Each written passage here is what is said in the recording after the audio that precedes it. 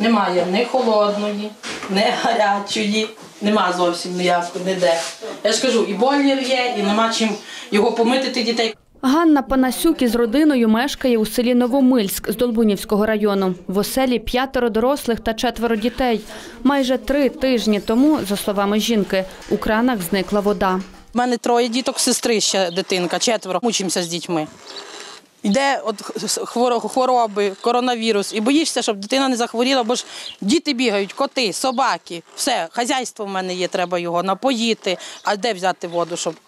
І вже сусідам, я ж кажу, що ми вже тим сусідам так надоїли. На день буває 8 і 10 відер, бо ж все одно якусь мелоч треба дітям постирати.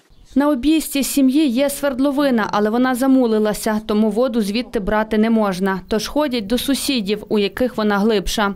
А вчора у село привезли воду автоцистерною водоканалу. Родина наповнила ось цю бочку. Цієї води вистачить на тиждень, може. Якщо не брати, кажу, тільки суту давати, там варити свині чи собаці, то може вистачить. А як буду ще брати стирати, то й ненадовго. Село Новомильськ належить до Копитківської сільради. Її голова Петро Ворон каже, що до будинків Ганни Панасюк та її 14 односельчан воду постачає Рівнеоблводоканал.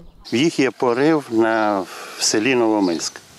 Зараз там знаходяться посіви.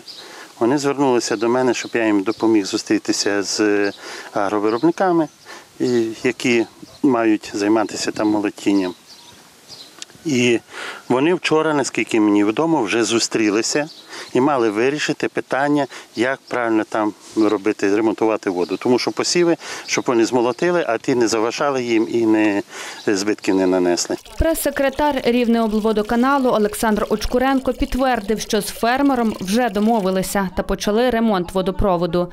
Тим часом воду людям підвозитимуть автоцистерною.